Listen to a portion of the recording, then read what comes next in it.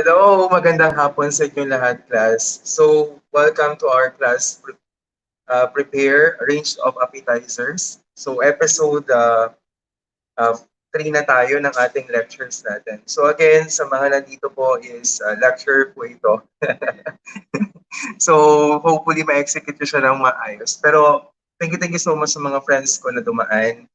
And of course, sa mga students ko nandito. And thank you so much. So, without further ado, I will start my first discussion. So as I promised to you, I will start sa ating kitchen or classical brigade.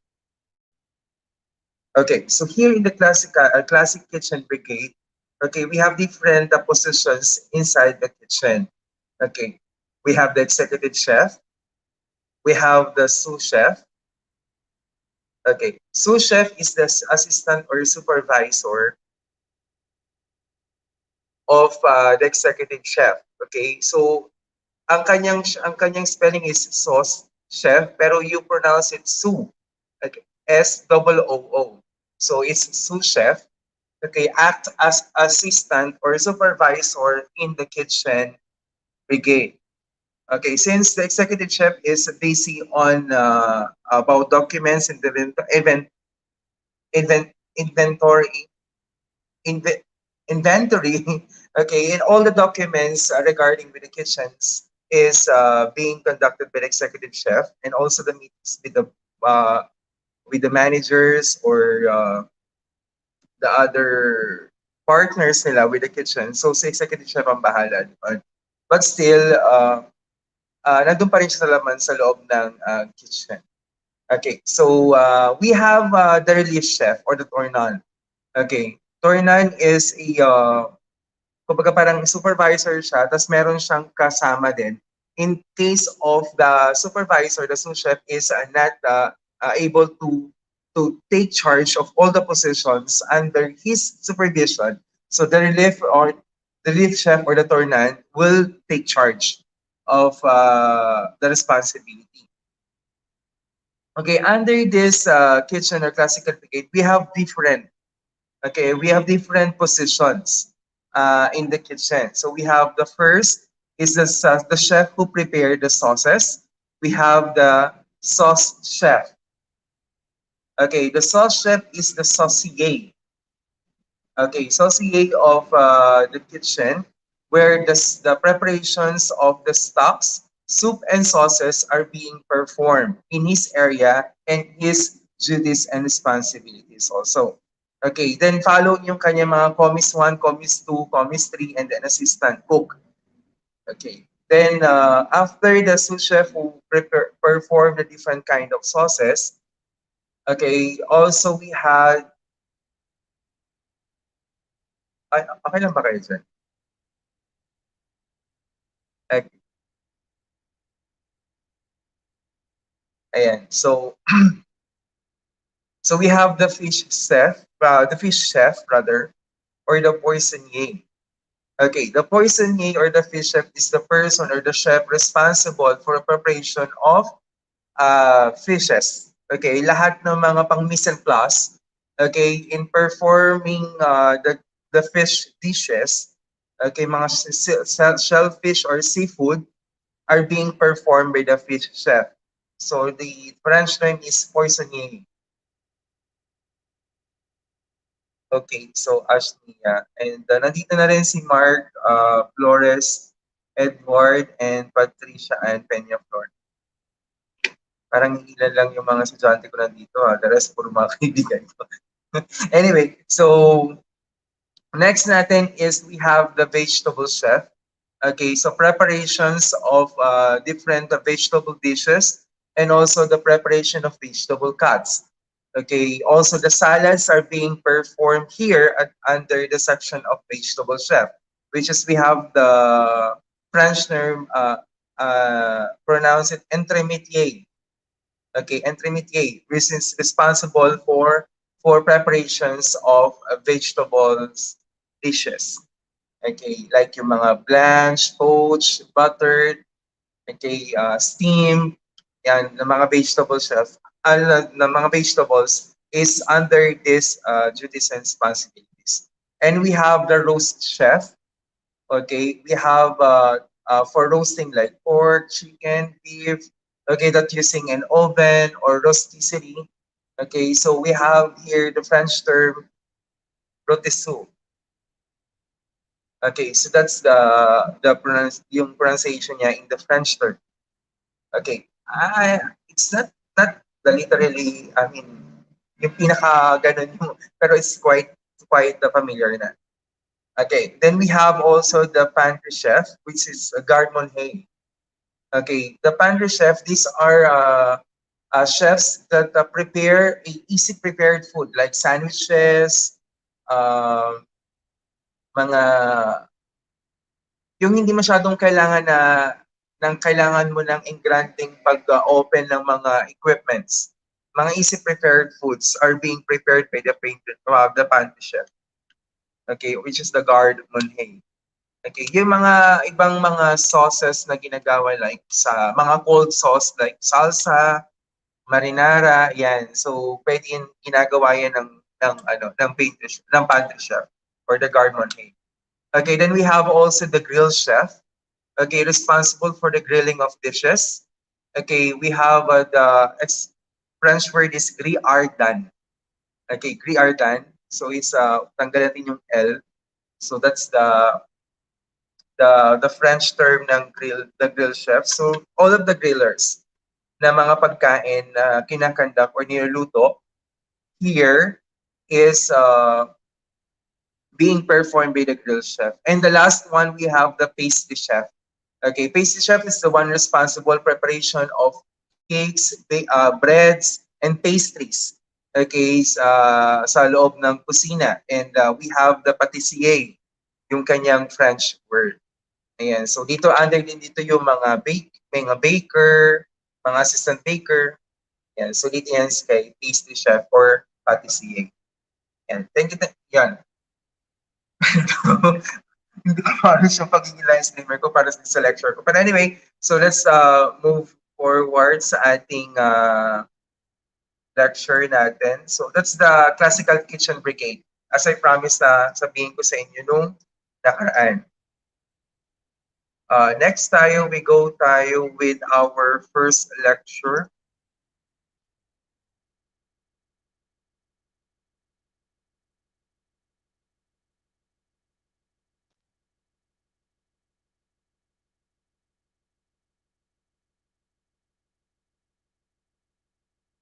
Okay. So we will start tayo with the different kitchen tools and equipments, which is I already view on the last topic natin nung last week, last Friday, I mean. Okay, so ano lang tayo, balikan lang natin as part of the completion ng LMS natin na meron tayo. Okay, so we have different kitchen tools used in preparing appetizer. So we have here the rubber spatula, or the other term is rubber scraper. So it's used to scrape off the contents of the bowl, especially kapag may mga sauces, may mga liquid particles tayong ginamit sa mixing bowl. So we can use, or rubber spatula is very essential to scraping the liquid components or parts inside the mixing bowl.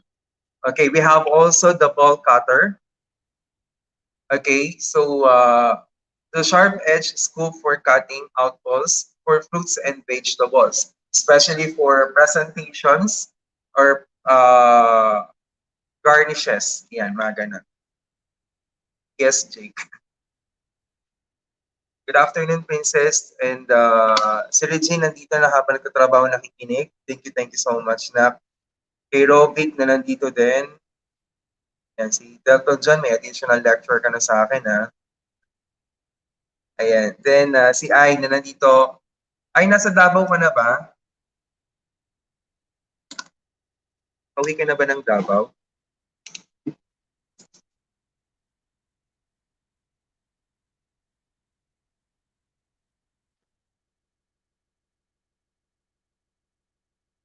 Ayan, si Romulo Sanchez pala to. Hello, Romulo. Okay, so we have next another natin na tools natin is we have the channel knife, spatula used for hand tool manipulating foods in making like spread or garnishes. Okay, so para siyang spreader. Okay? Na ginagamit natin sa mga butter or mga garnishes natin. It's quite the same with the butter spreader na ginagamit natin sa FPS. Micah Norte, hello. Kay Angelique Alam, thank you. Nandito rin kayo. Next, war whip natin is a war whip or war whisk. Okay, used for mixing thinner liquids. Then we have also the zester used to remove zest and citrus peels in the vegetables.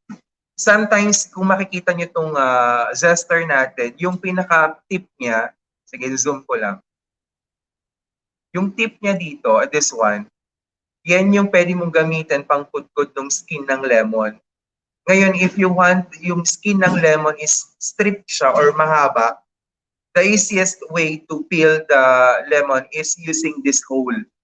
Yan. So, itong hole na to will be used to remove the skin from the lemon. So, makakapag-create ka ng mahabang strand. Then you can use that for the garnish or you can use for the preparation of flambe. Okay, next we have here the French knife or paring knife. So, a small kind of knife, okay, that used for chopping fruits or dicing fruits. Yan. So, mga maliliit na items, ito yung ginagamit natin. Usually, ito, ginagamit natin to for carving.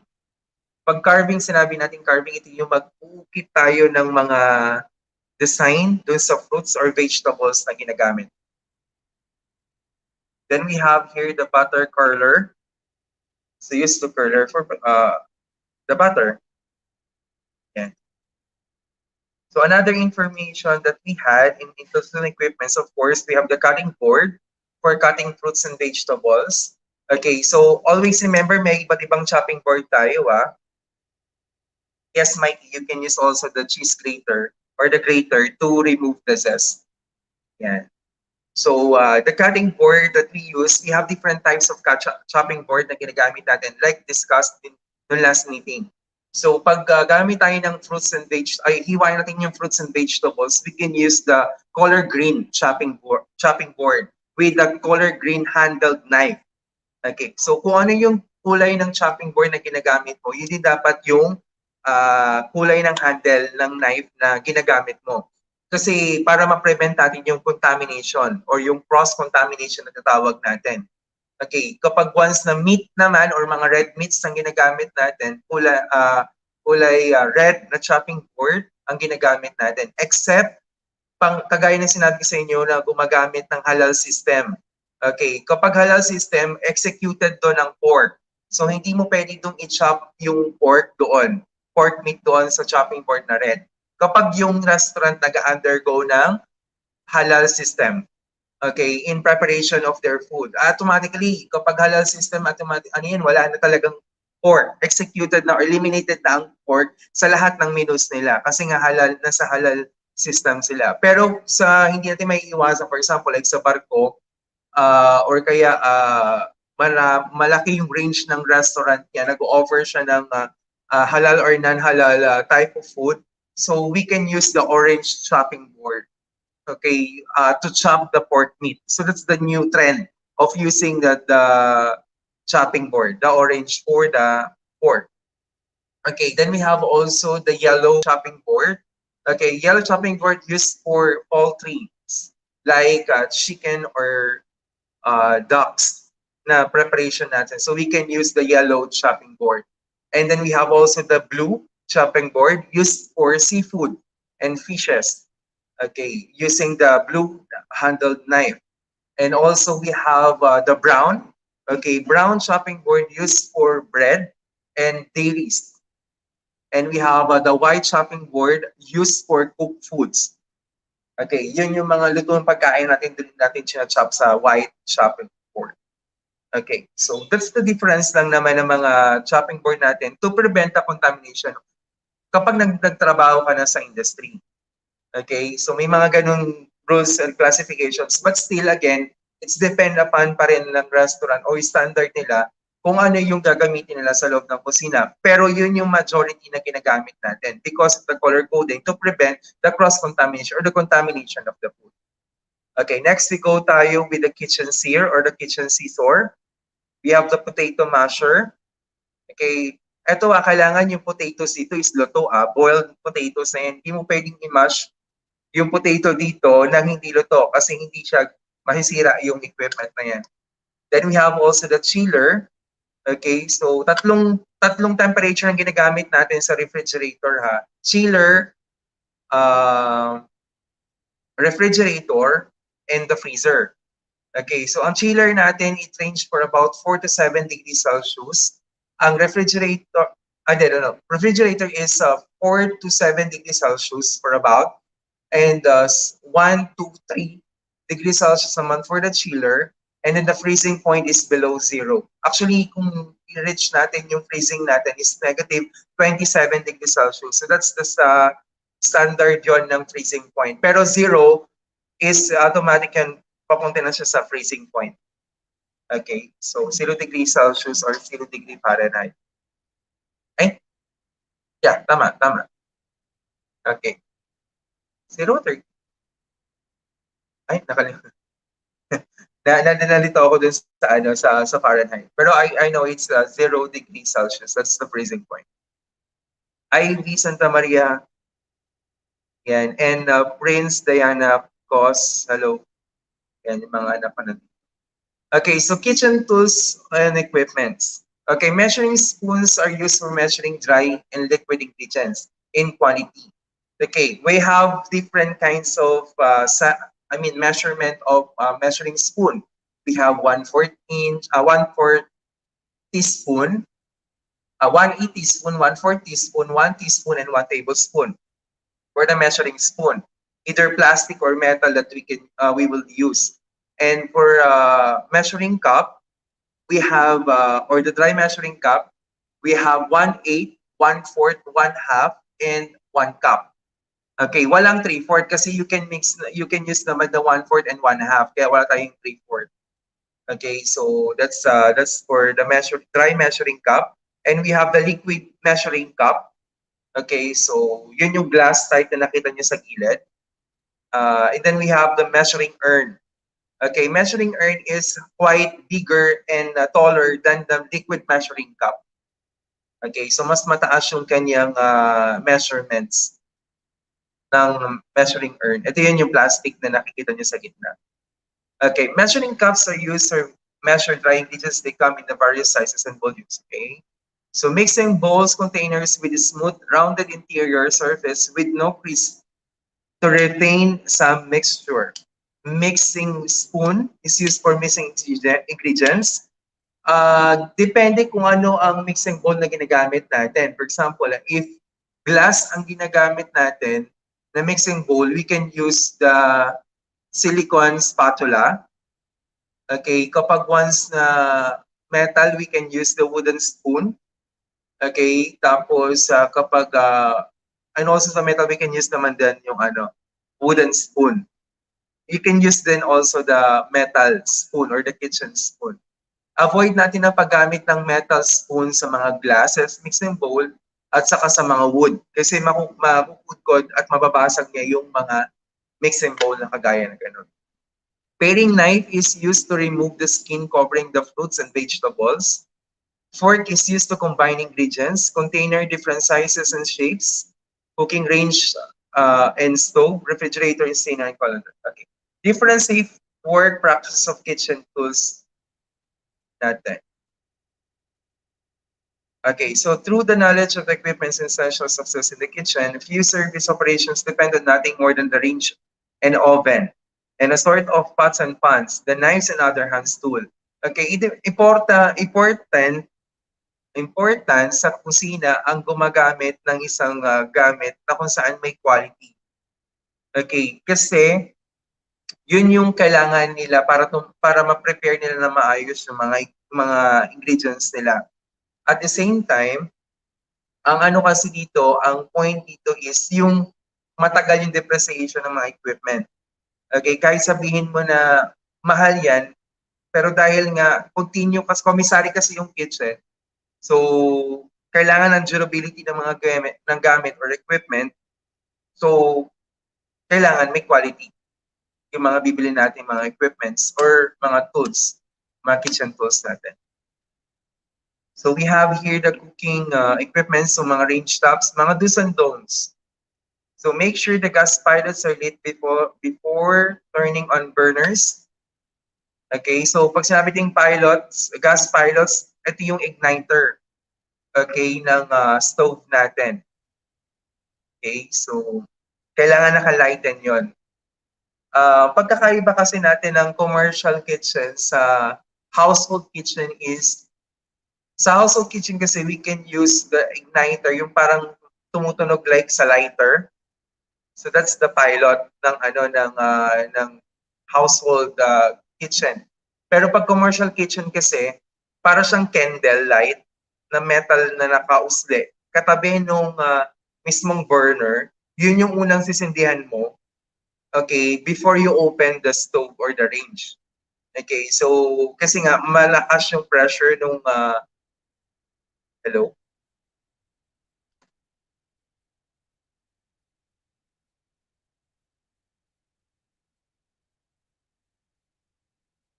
Parang feeling ko nawala ako. Wait lang. Feeling ko nga class nawala ako. Ayan, okay na bumalik. Yan, nasa school kasi ako ngayon. Okay, so we have here okay, so kailangan properly ventilated yung kitchen natin, especially lalo kapag yung lagi tayong gumagamit ng mga gas range. So importante na properly ventilated siya, lalo kapag once accidentally namatay yung apoy. Yan, so para ma-prevent natin yung explosion, so kailangan properly ventilated yung area natin. Okay, so conventional ovens, do's and don'ts. So I think we will pass on this.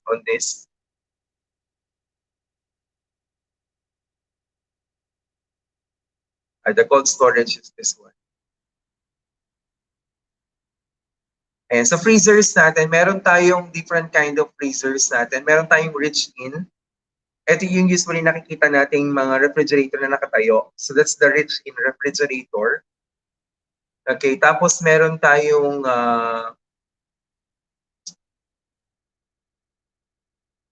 walk-in refrigerator. Okay, so yung walk-in refrigerator naman natin is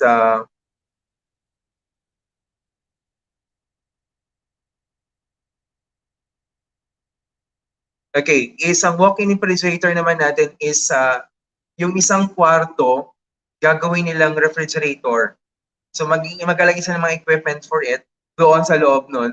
Tapos pwede ka pumasok sa loob to get your kailangan mong ingredients from the cold storage. So that is walk-in refrigerator. Yung meron siyang specific room na kung saan yun yung cold storage nila. So that's the walk-in refrigerator naman natin. So sa Rich-In, meron siyang upright, tapos meron siyang nakahiga. Okay, so that is the two types of refrigerator or cooler or cold storage. The Rich-In and we have the walk-in. Ibig sabihin, you can walk inside the refrigerator. So next natin mga kitchen tools, how to take care of it, to handle knives with respect, knives, keep knives sharp. Kasi pag mapurol kasi yung kutsilyo natin, malakas yung puwersa na gagamitin natin kapag nag-slice tayo ng mga vegetables or anything na i-slice natin. Na kung saan unaware tayo sa puwersa na ibinigay natin na akala natin yung meat yung hinihiwa or yung item ang hinihiwa, kundi yung daliri na natin. Or kaya dumudulas minsan yung mga fruits or yung mga kinakats natin, tapos to the point na yung kamay natin yung nahihiwa. Kasi nga, mapurol nga yung kutsilyo. So always sharpen your knife. Okay, and also make your knife clean. Use yung handle ng knife. Okay, so use an appropriate cutting surface. Okay, sa cutting surface natin, like chopping board, para hindi gumalaw yung chopping board natin, okay, we place a clean cloth underneath nung chopping board para pag once na nag-chop tayo ng food items chopping board, hindi siya gumagalaw. You can use also the paper towels, but paper towels kasi masyadong magastos yon. Every now and then, lagi ka nagpapalit ng paper towels. So it's, pwede na bimpo. Yan. Para hindi gumagalaw yung chopping board. Standard yan. Kapag once na maghihiwa kayo ng mga items using the chopping board.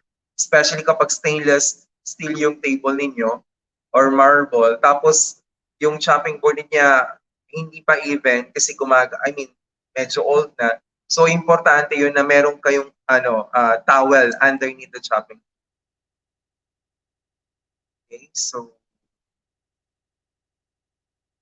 share natin yung how to hone and sharpen the knife.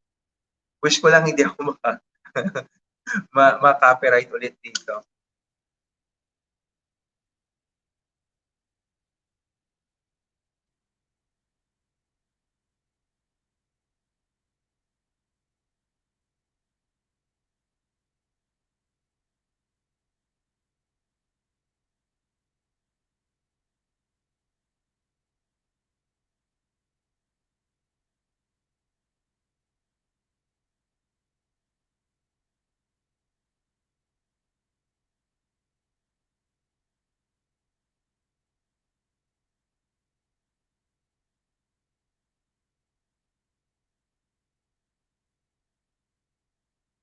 Wait lang, class.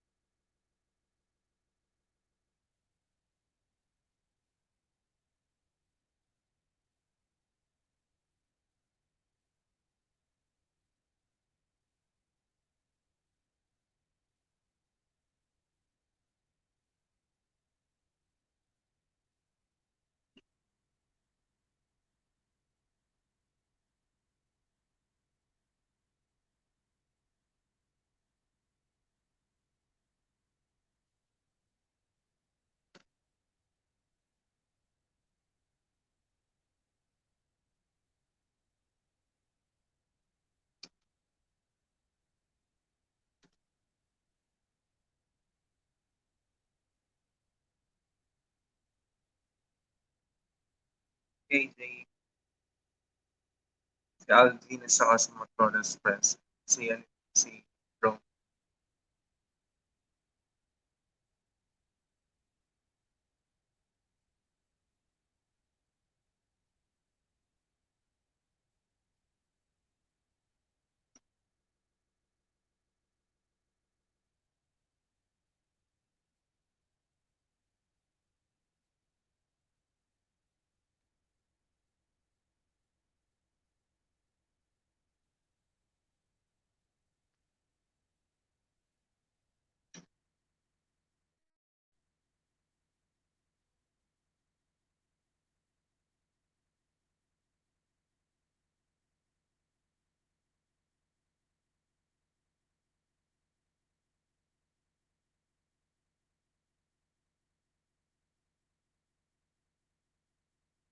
Yan. So nakikita nyo na mapurol yung kutsilyo niya.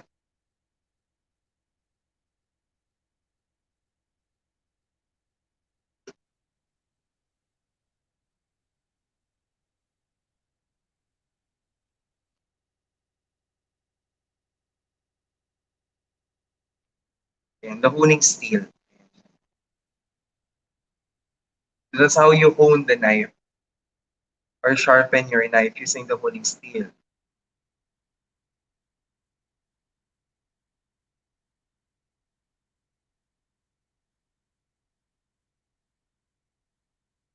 Okay, sige, Angela.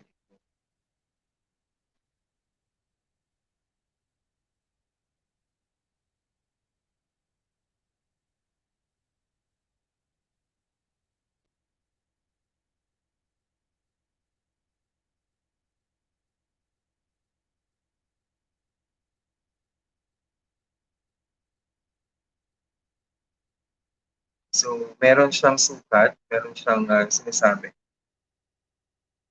20 degrees. Yan, to sharpen the knife and pababa.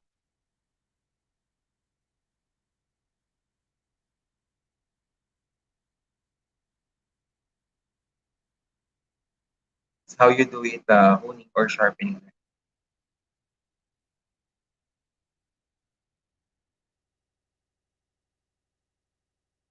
So, it's, you know, balik tayo dito sa ating topic natin.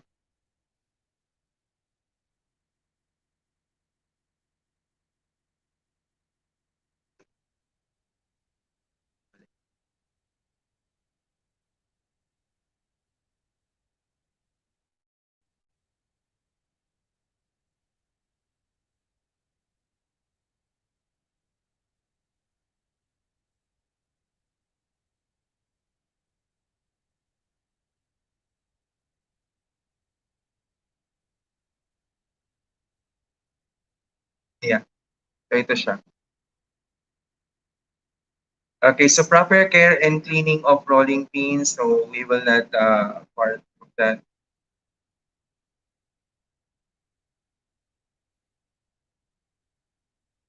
Okay, so okay na tayo dun sa info sheet natin na mise en place. So pasok tayo dun sa 3.2 natin. Historical information natin for appetizer.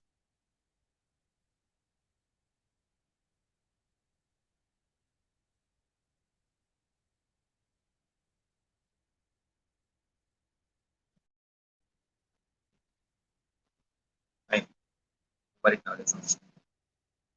Wait lang ha.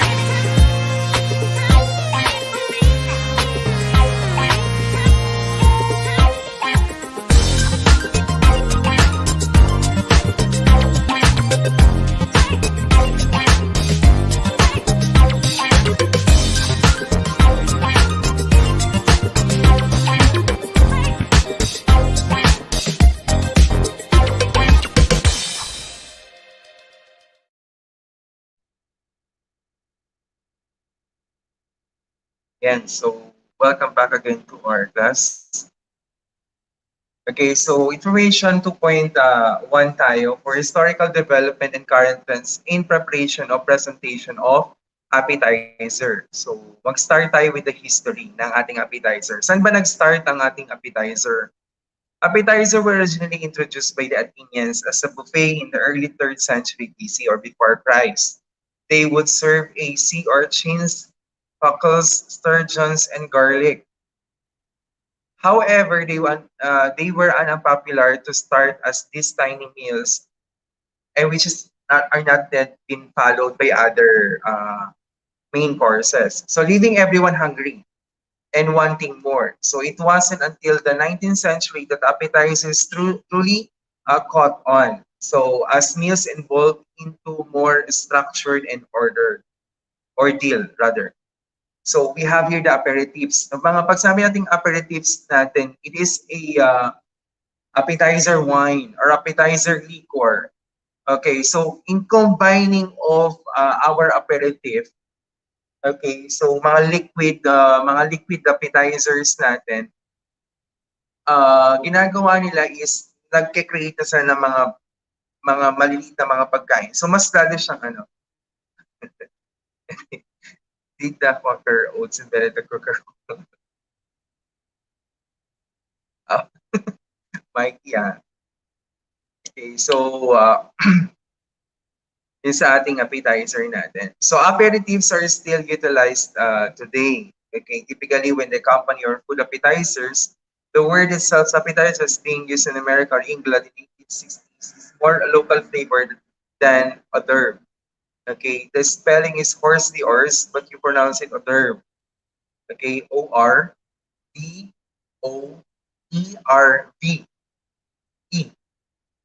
Irve. Parang that's how you pronounce it. The it's not horsely ors. It's not horsely ors. It's verb. Okay, means appetizer or different ranges of appetizer. Okay, for a time, appetizers are served between the main course and the dessert as a refresher. But the 20th century, they had taken their place as a precursor to the main course or food before the main course. Kaya they call it appetizer. Kaya dun yung simulate the appetite. So alam niyo na ang appetizer is to stimulate the appetite. And also, appetizers are bite size. Okay, it's not intended to be a full course or full or heavy item or food item. So, kailangan nakapag-stimulate lang siya ng stomach natin, nakapag-inganyo sa ng mga pagkain ng mga susunod. Which is, if we will complete the meal from the fine dining, we have the appetizer, soup, salad, main course, dessert. Eh kung sa appetizer pa lang, busog na sila, hindi na nila may enjoy yung mga susunod na pagkain. So that's why when we are making an appetizer, it should be bite-sized and appetizing to the eyes. Okay, so on the other hand, instead the appetizers are the dishes that can truly consider as a Filipino because we are best known for using our hands to eat a small finger. Kasi isa rin sa description din ng mga appetizers sa ating mga finger foods. And so, that come with the first course. So appetizers can include anything from the fish to meat, nuts, and chips. Okay, they are often served before dinner or large family lunches. So we go tayo with the mise en place. Okay, mise en place is a French term. Yun nababanggit ko na sa inyo lagi. So mise en place, the French term means set in place. Mo ng pagluto. So you need to prepare a mise en place. Okay, para doon. Then para pag once nag-start ka na with the process of cooking, wala ka na makakalimutan. Tuloy-tuloy na yung workflow mo inside the kitchen. Okay, so we go tayo with appetizers. Appetizers of food which stimulate the appetite through their attractive appearance, fragrance, and appealing flavor. It is a small piece of unportioned, highly seasoned food. Okay, small piece or a portion of highly seasoned food. Okay, so hindi nagsiserve ng appetizer ng matamis. Kailangan ng appetizer natin is savory. Okay, kasi it stimulate kasi, it encourage kasi more. Ano yun, parang mini-welcome niya ang mga susunod na mga pagkain. That's the purpose ng appetizer natin. And a good appetizer, whether hot or cold, appetizer should be light and served in small quantities like fresh vegetables or salads, fruits, meat, or even fish can be made into appetizer. Okay, correct. Paki-correct lang yung salad dito, hindi po fruit salad ha. Hindi appetizer ang fruit salad. Dessert siya. Especially kapag once na matatamis na yung, mas matatamis na siya. Okay, salads ang tinutukoy natin dito is yung either we are using a leafy or non-leafy salad. Okay, which is we will topic on the next session natin ng episode 4, prepare different salads and dressings. Which is next week natin siya pag-usapan ng salad. Okay, next we go tayo with the classification of appetizer. Okay, so first we have the cocktail appetizer.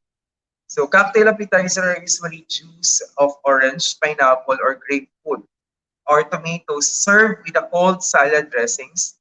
It may be in the form or fruit or vegetable juice mixed with a little alcoholic beverage like shrimps, crabs, lobster served with a highly seasoned sauce. Ayan. So thank you, Joshua Camposano. Dito ka rin. So that is for the cocktails, kind of appetizer. And of course, kung ba't siya naging cocktails kasi sinaserve din siya in a different kind of cocktail glass. So aside sa may alcohol content, tapos yung mga citrus niya or mga acids, juices ang ginagamit din natin. Okay, so actually ang Pwede natin consider din ang kilawin. Kung familiar kayo with the term of kilawin, kilawin can be considered as a cocktail appetizer because you are using vinegar or a kind of acid. And sometimes you are ano yun, nagpipiga ka pa ng lemon for it. So that's the example natin ng local seafood cocktail natin. So serve mo lang siya sa sa cocktail glass para maging presentable siya. So example yan ng cocktails. Okay, hors d'oeuvre refers to small portion of highly seasoned food. It's a combination of canapé, olives, stuffed celery. Okay, canapé we will define it later. Define natin yung canapé later. Okay, pickled radishes and fish. It's served with an individual plate where the guests are seated. Sometimes it's simply placed on the platter. Okay, pag sinabing platter, ito yung magaya ng example sa picture natin. It's a big plate or designed plate na kung saan doon nakalagay yung mga iba't ibang klaseng appetizer. Okay, which is ang tinatawag natin siyang hors. Okay, madalas yan sa mga Western countries. Okay, samples plate hors d'oeuvre or grisons platter, hors d'oeuvres platter, assorted hors d'oeuvre, and rich hors d'oeuvres. So yun yung mga samples ng mga hors d'oeuvre natin. Mga miscellaneous hors d'oeuvre natin are very variety of food, both hot or cold, can be served hors d'oeuvre, as hors d'oeuvre. Okay, kapag hot appetizer, ang end process niya is hot. Okay, so right after prepared in the kitchen, automatic serve siya. So that's hot appetizer. Pag cold appetizer naman natin, we need to chill it before serving. So that is for cold appetizer. So we have different example ng appetizer na natin ito mga to. So we have the barbecue spare ribs, shish kebab, deep fried chicken. This is the wing section. Okay, so baked clams, oyster clams kasi na soy chop. So, okay, we have here also the antipasto. Okay, antipasto is an Italian cuisine particularly rich in hors d'oeuvres. So antipasti is called the similar form of antipasto. Okay, so because the Italian terms not refers to the classified. Okay, so hot or cold. Many Italians, so ito yan. Ito example natin ng antipasto. Mga cured meats, mga seafood items, like tuna or salmon, cheese, yan. Ito yung mga kasama niya dun sa appetizer niya. Yan. So next, we have the bruschetta. Okay, bruschetta is a pronounced as bruschetta. Bruschetta. Okay. Bruschetta is the most basic form of the stylized Italian bread with a toast. In toast, rubbed with the crushed garlic and drizzled with olive oil. So that is simply the bruschetta. Okay, so kapag yung garlic bread na usually na-encounter natin, so it came from the family of the bruschetta. Okay, so next we go tayo with the tapas. Okay, tapas is a kind of hors d'oeuvre that has become increasingly popular in the Spanish tapa. The variety of tapa is so great that it's difficult to give definition. So the Spanish remains lead in original tapas lang. As varied as they are tapas and key points. Okay. So we are using a hello. Yeah. So we are using meats on this. Okay, strip meats. Okay, or sliced diced meats. Okay, or strips meats. Yeah, so we can use that in serving our canapé. So that's what you call tapas. Kaya lang pag nagpe-present tayo ng canapé, we must make sure na ang ating base, okay, is crisp, especially when we are using bread. Okay, so we need to toast the bread first before we put anything on top of it. Okay, para it holds the body and also the garnish. Kasi kapag hindi mo tinost yung bread kasi malambot yon kasi may moisture content siya. So, it's a lousy look like kapag hindi siya na-toast talaga. Na-toast or bake, mga ganun. Next is caviar. Caviar is a salted roe or eggs, okay, of a sturgeon. Sturgeon is fish. Okay, so as you can see there, yeah, so yan yung sample natin. So you can use the caviar as part of the term. Okay, and we have also this the most expensive caviar is came from the sea in the Mediterranean Sea, named beluga. Yan, beluga. Beluga is the white whale. Kung nanonood kayo ng Finding Dory, yung tumulong kay Dory na nagbibigay ng signal sa kanya, yung white whale doon. So that's beluga. Okay, and the beluga is the most expensive caviar sold in the market. Kasi very, ano sila, endangered na kasi sila. Yeah. Okay, to categorize further, okay, so next time, sa caviar, we have the amuse-bouche, amuse-bouche. Okay, the amuse-bouche. It's a tiny appetizer or they're offered a complement of the chef is usually more expensive restaurant to guests. And to guests seated at their table, they're either before or after they ordered from the menu. Okay, so like this one. Ayan, so it's a simple lang siya pero distinctive siya. Pag sa distinctive, it's totally is being created by the chef.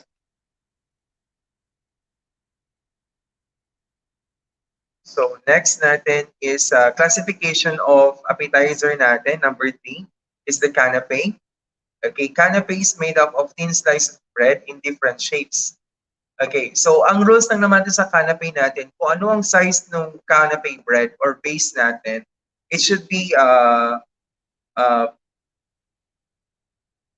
parehas dun sa toppings na ilalagay natin. So like for example, like this one, the canapé bread is round. So ang papatong natin na base na ay papatong natin na components natin sa body is round din. Hindi kayo pwedeng maggawa ng na pa-square yung base ninyo tapos bilog. So hindi siya babagay. So usually kung ano yung size ng ano natin, ng canapé bread natin, yun din yung size dapat ng body natin na ilalagay sa canapé. So we can use different sizes like diamonds or square, rectangular shape or round shape, oval shape, mga ganun. So yun yung mga example natin. Basta pag canapé is a bread ang base natin. So the definition of canapé is a bite-sized, decorative, open-faced sandwich. Okay, then we go tayo with the delicious school diets. Our pickled or item which are raw, crisp vegetables such as julienne, okay, carrots and celery sticks. Then we have a dip, yung sausawan niya dito sa may gitna. So that's the delicious or crudas. Okay, either pickled or non-pickled. Pero syempre yung vegetable dito is fresh yan. Fresh yan. Okay, pero yung carrots kasi pwede mo siyang i-blanch process para mas nakakain siya. Pero it can serve fresh talaga, the carrots. Tayo rin naman, kumakain din naman tayo ng carrots na fresh. Okay. So, next we go tayo with the under classification of appetizer. So, we have the petit salad. Okay, pag sa petit salad, it's a combination of a different either compound or simple type of salad. Pero maliit lang yung serving niya. Kaya tatawag siyang petit salad. So, it's another appetizer siya. Yung vegetable wrap, yan, yung like for example, like yung lumpiang sariwa, that being served in small bite sizes. So example siya ng petit salad. Then fresh fruits and vegetables. Okay, chips and dips and finger food. So those are different kinds of appetizer natin. Okay, next we go tayo with the canapé.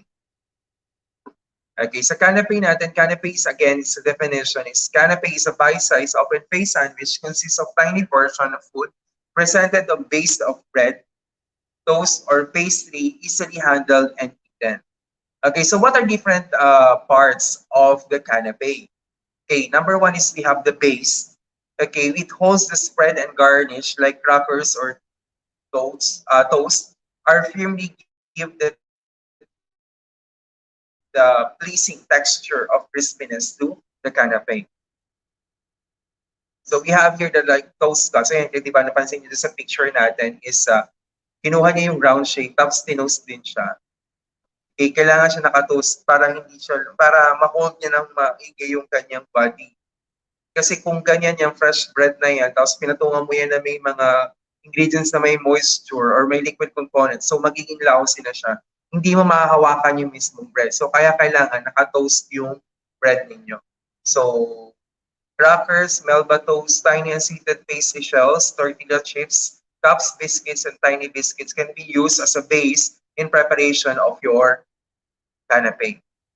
Okay, canapé is a spread. The next is the spread. Okay, spread is placed on top of the base to garnish the sticks or without falling off. Okay, so it gives the taste. It enhances the appearance of the canapé natin. So we have different types of spread natin. We have the flavored butter, okay, flavored cream cheese, meat or fish salad spreads.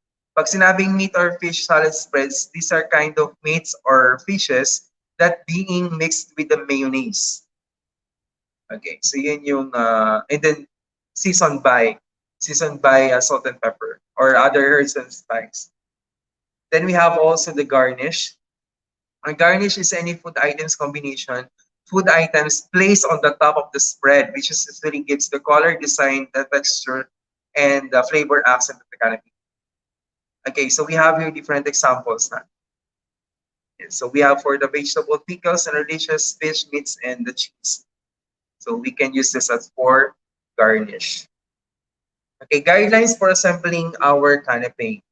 A good mise en place is essential in making canapés, especially for those for large functions.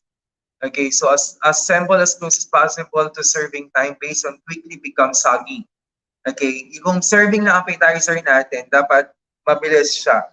Kasi yung nilalagay nating spreads or yung garnish natin or yung body is may liquid siya or may liquid component. So pag tumagal yung item doon sa ibabaw ng ating ginamit na bread, magiging malambot na siya. So hindi na siya magiging appetizing kapag kinain ng customer or guest. So pag once it's prepared from the kitchen, automatic serve yan. Kasi nga, about dun sa sagi, may iwasan natin. Another spreads na pwede natin gamitin is the mustard and ham, lemon and butter, and lemon butter and caviar, pimiento cream cheese and sardines, tuna salads and capers, anchovy butter, hard cooked eggs, slice, and olive. Ang alam ko, wait lang, check ko yung ano ha.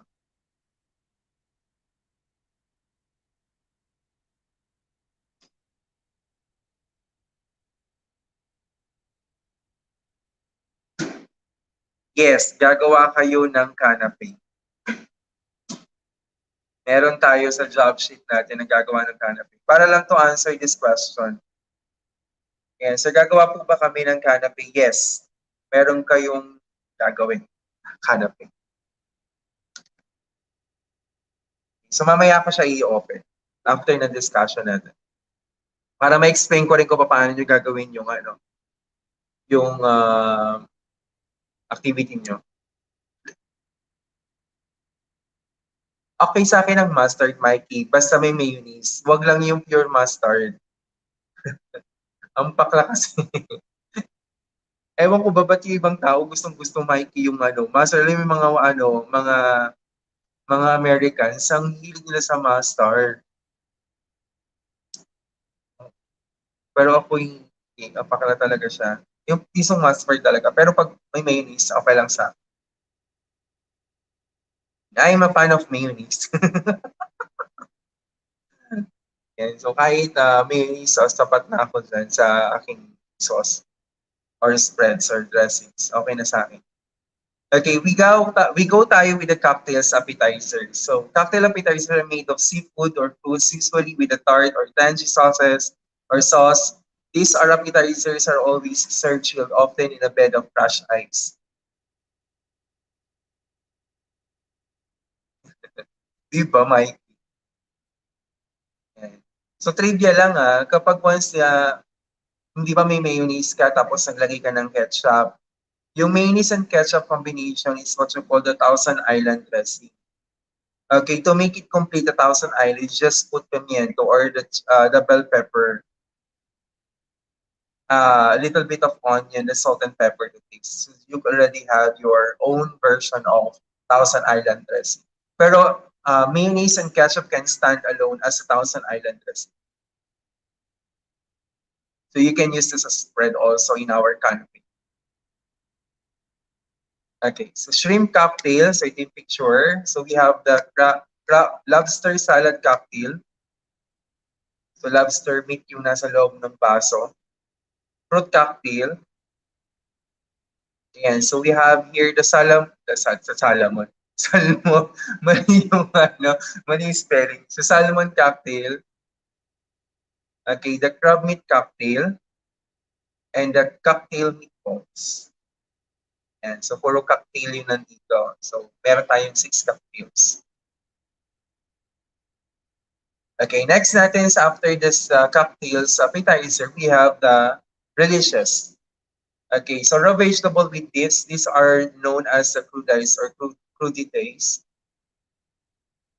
Okay, o di ba mali na naman yung pronunciation ko. Cru in French means raw. Okay, so common bite size of cut raw vegetable. So hindi siya naka-blanch. Yes, Kewpie is a Japanese mayonnaise, Mark Flores. Ayan, sabi niya. Masarap ang Kewpie. Pag actually Kewpie lang enough yun sa ginagamit namin 'di ba sa mga bake ano yun? Mga bake sushi. Yan, nako. Nakakagutom. Sana may magpadala ng ano, char. Joke lang yan. Okay, so we have different vegetables. Yes, oo. Hot appetizer siya. Ang takoyaki. Okay. Yung or ano yung iba kasi ginagamit kasi sa food nila yung takoyaki. Kasi may starch na rin siya. Pero when you go with the original recipe of takoyaki talagang mouth-watery ang takoyaki. Meron tayo sa Pasig, yung Osaka stall dyan sa May Kapasigan. For me, that's one of the best takoyaki so far na nandito sa Philippines. Kasi may pusit yun sa loob. Ay, namimiss ko lang. Share ko lang. Ayan, so next natin si Dips. Sir, yung takoyaki. Sir, paano po bang pag-aayos ng table? Talaga dito talaga tayo tinanong sa cookery. Di ba bukas may klase tayo dito? Ashley, just to interrupt lang for sure. Or saglit lang, sir. Sir, paano po ba yung pag-aayos? Ano lang, di ba sabi ko sa inyo, pipili kayo ng tela, kahit anong tela, basta meron siyang, hello? Hello? And may na yung signal ko, hindi ko alam kung narinig nyo po. Yeah, I think narinig nyo naman ako. Okay, doon sa natin, stable skirting naman natin kasi ang gagawin niyo lang doon is you will go with yung tablecloth, okay? Tapos ipin niyo siya. Then gagawa ka na ng pangalawang tela, tapos i-skirt mo siya. Ayan, 'di ba? Nawala yung isang yung physical. Nag-hold yung wait lang, class.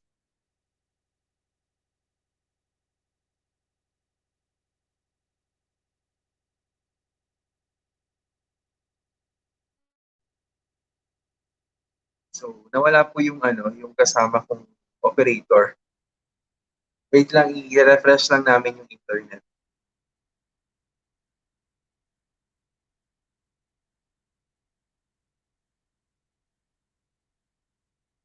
So, nawala tuloy. Antay lang natin yung internet connection for the sharing of the screen kasi I'm using my mobile now. Okay, yung tanong ni kanina, yung tanong ni eto, sige, entertain ko na muna to. Oo nga sir eh. Ayan, so isa lang po ba gagawin? Oo, isa lang naman eh. Si Ashley yan, hindi ka nakikinig nung last lecture. Nilagi sinabi ko doon sa last lecture ko sa atin sa FTS, isa lang. Ay nako, yung mga nagtatanong ng ganito hindi nakikinig. Hindi review yung yung topic nung nakaraan. Sabi ko, review niyo yun para pag may mga tanong kayo doon, masasagot yung mga tanong. So, antayin lang natin internet ha.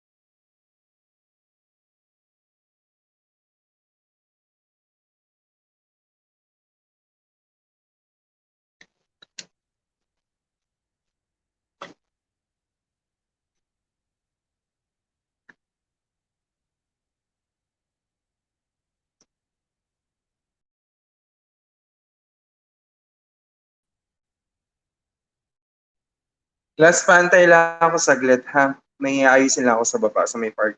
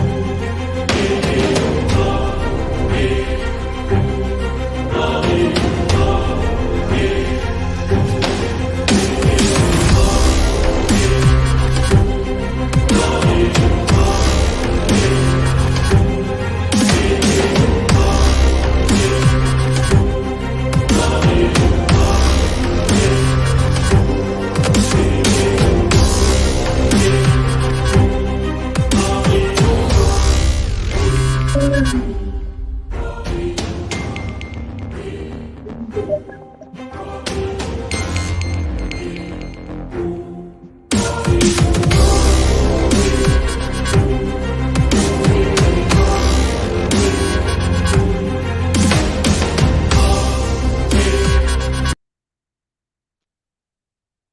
so I'm back.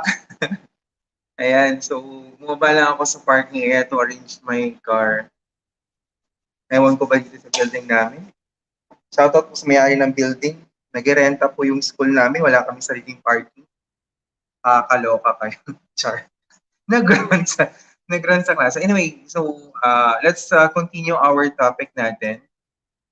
So am I clear? Andito pa ba yung mga students ko? And thank you sa ayun na nag-water break ang lahat. So ako din mag-water break.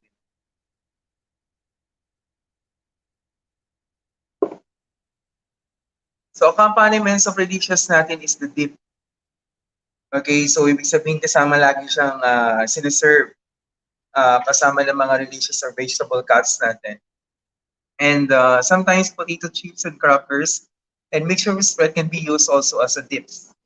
Proper consistency is important to any dip. It must not be so thick and cannot be scooped up or without breaking the cracker. Yan, yung tipong mas sobrang matigas naman yung dip mo. So hindi naman pwede kasi mag-break yung yung crackers or yung dip natin.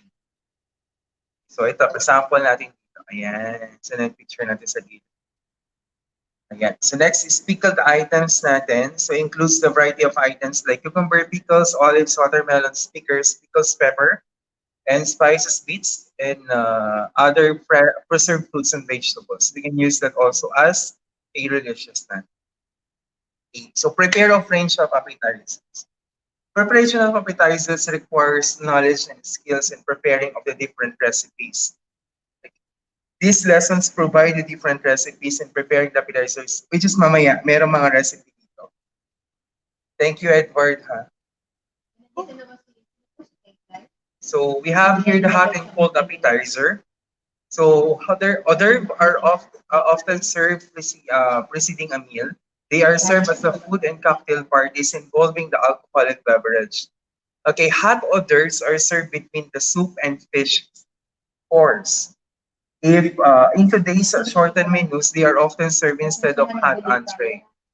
Okay, the size of richness depend upon the composition of menu, and many other are suited for serving as small a la carte dishes and usually described as a hot dish. Okay, so the definition lang naman talaga natin ng hot hors is the food is being served is hot. Okay, kasi kapag mainit kasi yung pagkain natin, for example, like like hot appetizer, it emphasis kasi the stomach natin. Okay, it's emphasis the stomach kasi. So dahil mainit, so it enlarge our stomach and it encourage more food na kakainin natin. Next, we have the cold hors Okay, it should stimulate appetite and therefore should always be served at the first course in the menu. There are 5 types of cold appetizer and they are served as follow. So we have the plate hors d'oeuvre, grison platter, hors d'oeuvre platter, assorted hors d'oeuvre, and rich hors d'oeuvre. Okay, so the plate hors d'oeuvres consists of shrimp, smoked beef, poached egg, and Spanish sardines, and lettuce. Sauce can be served at the side. The grison platter may consist of 2 kinds of cold meats such as ham, smoked beef, peppered ham, and sauce can be served at the side. So, other platter naman natin is well-presented platter with a limited choice, simple of expensive foods like caviar, having an asparagus, na ganyan, mga cured meats na nasa top, salmons, yan, so mga ganun siya. Then, assorted hors d'oeuvre can be served in special portion platters with dishes or even from serving cart. Okay, so ano siya, magkakaiba siya ng klase ng appetizer. Meron siyang part ng religious, may canapé, mayroong vegetable bases hotel, tapos ay vegetable basis sa appetizer. And we have also, ano yung kanina, yung ginawa natin, cocktails. And rich hors d'oeuvres are the classical form of presentation. The lobster should always be included in the hors d'oeuvres. Dishes can be conjunction. Ang kamating rich hors d'oeuvre naman is rich in flavor siya. Okay? Wait lang.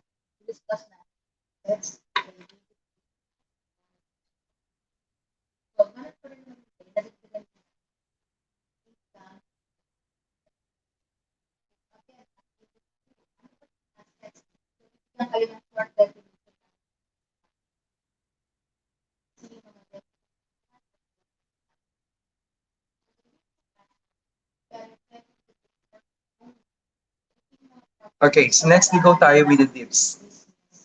Okay, sa dips natin, o yan, so meron tayo mga sample dito ng mga dips natin and procedure, how to do it. Okay, so binigay ko yung US and metric measurement niya, then the ingredients, the procedure, then variation. Pag sa yung variation, when you add a certain kind or you change a certain kind of ingredients, and that will be the end output niya. For example, like this one is a blue cheese dip. Kapag ayaw mong gamit ng blue cheese, gusto mong gamitin is cheddar cheese, so you will change lang yung blue cheese. Ayan. So, tanggalin mo yung blue cheese, palitan mo lang siya ng cheddar. Ganun. So, garlic cheese. Okay, mag-a-add ka lang ng, tinanggal mo yung blue cheese, di ba? Cheddar yun nandoon. Naglagay ka ng garlic. So, makuha mo na is garlic cheese dip. Okay, kapag bacon cheese dip naman, maglalagay ka lang, tanggal pa rin yung blue cheese. Nasa cheddar pa rin siya. Tapos lagyan mo lang siya ng bacon, crisp bacon. So, ito yung sample niya ng bacon. Yung next, we have the hummus chickpea dip. Ayan, so, ayan siya. Mga pea. Ang mga pea is yung, ano yan? Yung kulay green na green peas. Yan, green peas. Yan yan. Another natin is guacamole. Okay, so it's avocado spread or dips. Okay, another variety of appetizers. So, meron tayong sample dito is we have the prosciutto and melon balls. So, prosciutto is a ham. Okay, cured ham to. Tapos kasama yun sa pagkain. May mga recipe tayo dyan. Lumaki. Okay, ito naman is chicken livers. Yan. So, ganyan yung kanyang presentation niya dito. Then we have also the satay is one of my favorite. Yan. One of my favorite to. Satay is a barbecue, grilled. Okay. So, satay with peanut sauce. Ito, peanut sauce to. It's my favorite. Actually, pinaka-favorite ko sa kanya is lamb satay. Then we have the devil's egg. It's a cold appetizer.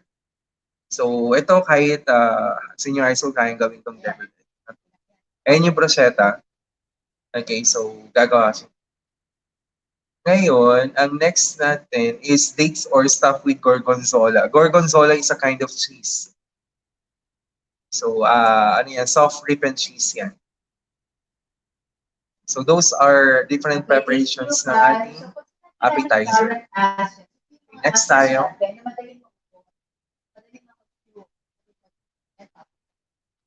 So, katabi ko po sa mga Susan, kaya medyo may narinig kayong ibang boses. So, okay lang naman. Okay, so next we go tayo with from LO3 tayo, LO3. Common cooking terms, appetizer features used in the industry. So, methods of cooking, which is ito yung in-explain ko sa inyo nakaraan. Mga different cooking methods natin. So, there are three basic mechanisms of heat. Okay, conduction, convention, and radiation. Pag sinabi natin conduction, it is a kinetic energy transmitted from molecule to molecule without displacement of the molecules. So the mass of tissues heated primarily conduct is direct contact with the heat source, such as the heated surface or electric range burners of flame as burner. The conduction, ito yung gumagamit tayo ng kuryente. Yung kuryente ang source natin ng heat energy. Okay, convention. Convention cooking is heated by the air moves and current around the piece of meat. Okay, so convention naman natin, ito yung mga gas range naman natin. So next natin is yung radiation naman, ito naman yung using the infrared or microwave or even the sunlight used for preparation of our food. Okay, so next we go tayo with the cooking methods. Okay, cooking methods are classified into moist heat, dry heat method, and the combination of two. Okay, moist heat method are those which heat is conducted to the food by the water or the water-based liquids or the moisture. Yeah, for example, like we have the steam, like pressure steamer, braise, stew. Okay, stew is a combination of process, ha? So start tayo with the dry heat and after that with the stew. Okay, so next we go tayo with the dry heat. Okay, we have the roasting. Roasting is a cooking method that uses dry heat. Okay, where hot air covers the food. Okay, cooking it evenly, the temperature of the day. So roasting is, pagkakaiba ng roasting sa baking, ang baking kasi is nasa closed bin. Although parehas naman sila nasa closed bin. Okay, so ang baking kasi is nakastay lang yung pagkain. Tapos yung init ng temperature niya, yun yung umiikot dun sa mismong pagkain. Okay? Doon naman sa doon naman sa roasting natin, yung kanyang air direction isa lang. Pero yung kanyang pagkain o yung food item umiikot. Kaya even pa rin yung pagkakaluto niya. Yan, si Eileen daw nandito pa rin. Yes, clear naman po. Thank you class. And so we have the broiling procedure. Broil means to cook the radiant heat from above. Okay, so yung kanyang init is nasa above, nasa taas. Ayan, so that's the broiling procedure. Then the grilling, nasa ilalim naman yung kanyang procedure. So we have here the pan broiling. Okay, stir frying, deep frying, so pan frying. Ayan, na-discuss naman natin yan ng mga nakaraang lesson. Okay, next we go tayo with the presentation of our appetizer. So attractive presentation techniques for appetizer. Ayan, so fundamentals of plating. Number one is balance. Okay, the rules of menu balance also apply to plating. Select the food garnish that offers variety and contrast. Okay, so in balance, we balance the color, the shape, the texture, and the flavors. In the portion size naman natin, it's a more important presentation as well as for costing. Ito yung dami or laki ng food items na makikita mo dun sa isang plato.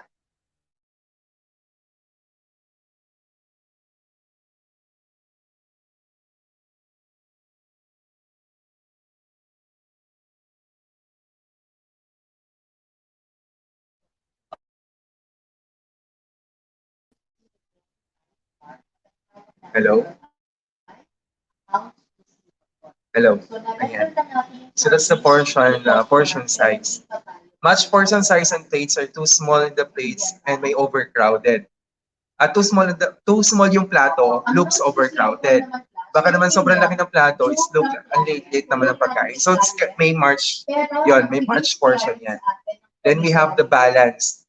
Okay, the portion size of the various items on the plate. Apply logical balance of portions. So yun.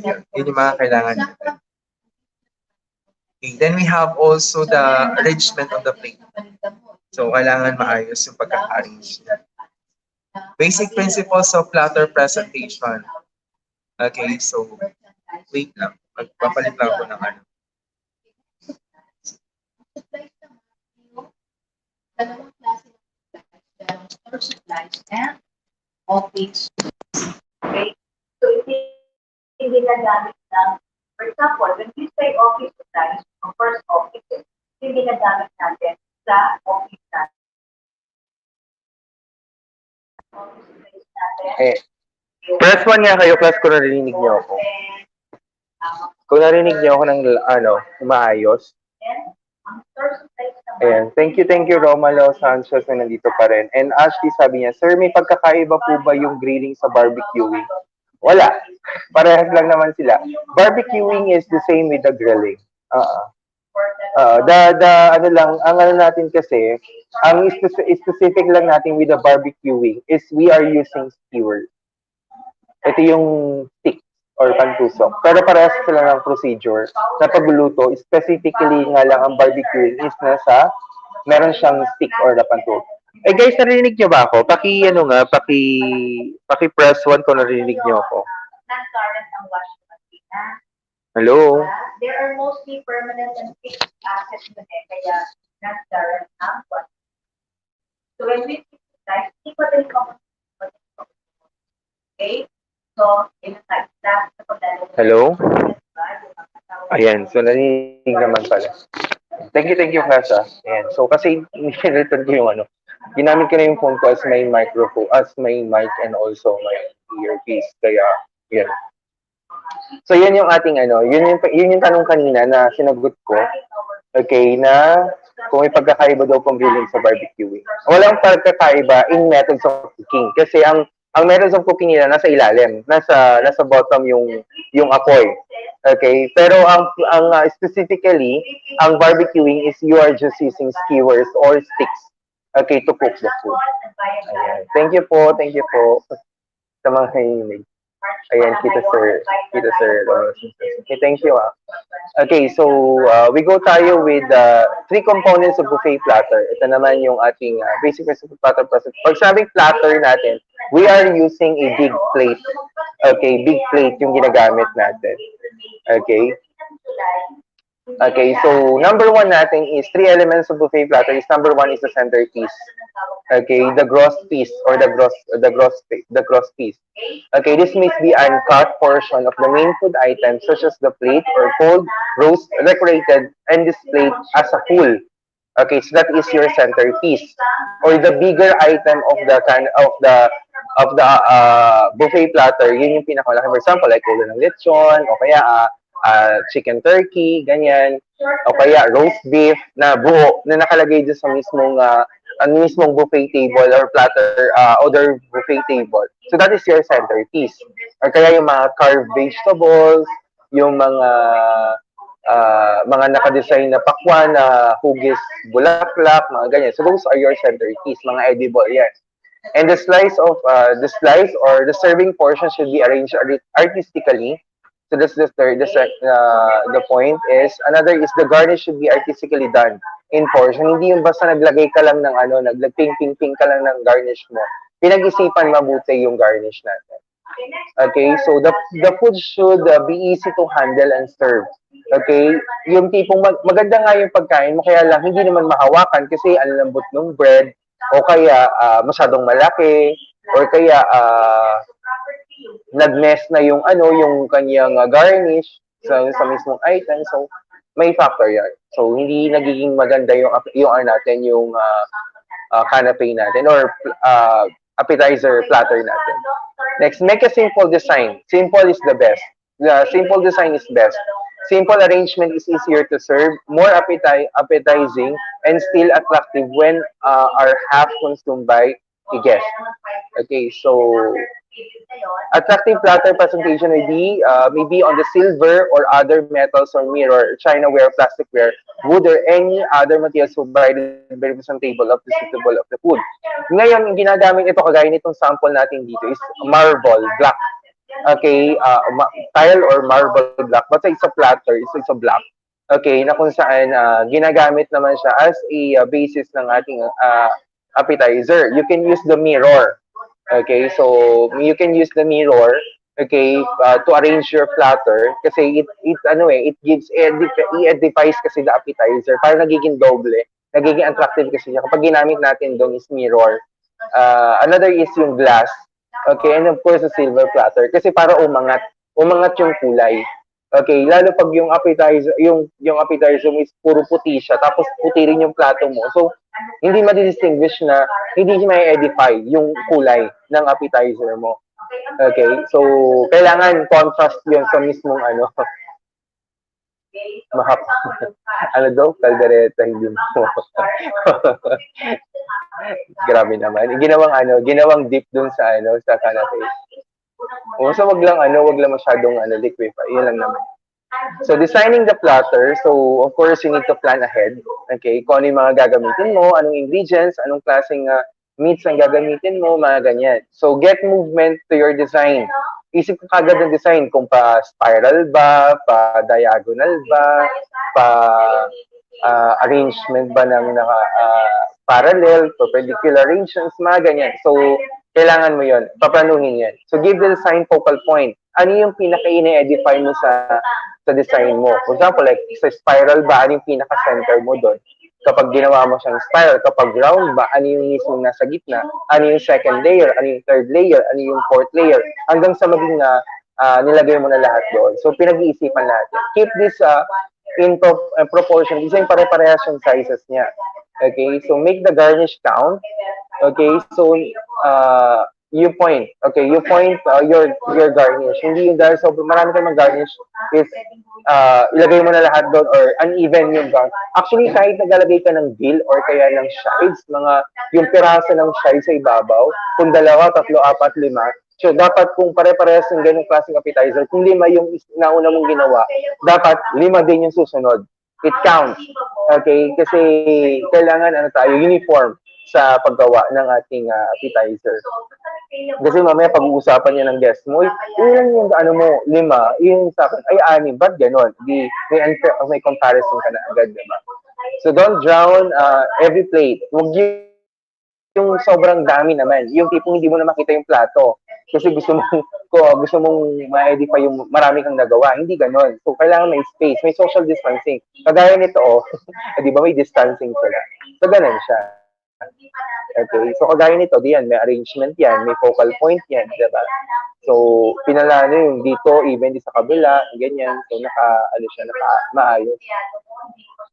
Okay, don't drown. Okay, keep it simple. Let the guest see the best side of everything. Ibig sabihin, on both sides, okay, dapat even. Okay, wala kang makikitang ay, parang mas maganda yung angle dito. Ay, hindi, mas maganda yung angle dito. Hindi, dapat every angle is beautiful. Ganun dapat sa paggawa ng canapé. Okay, so that will be the end ng ating ng ating week 3 ng perform range of appetizers. So, okay pa ba kayo dyan, class? Any questions? Any questions, class? Any questions? So, yun ay utang pala ng card. Safety pa natin yun. Okay? Once na pumunta sa card, hindi mo na niya, nagtaba na tayo, hindi Class, mag-aantay ako ng questions sa inyo, ha?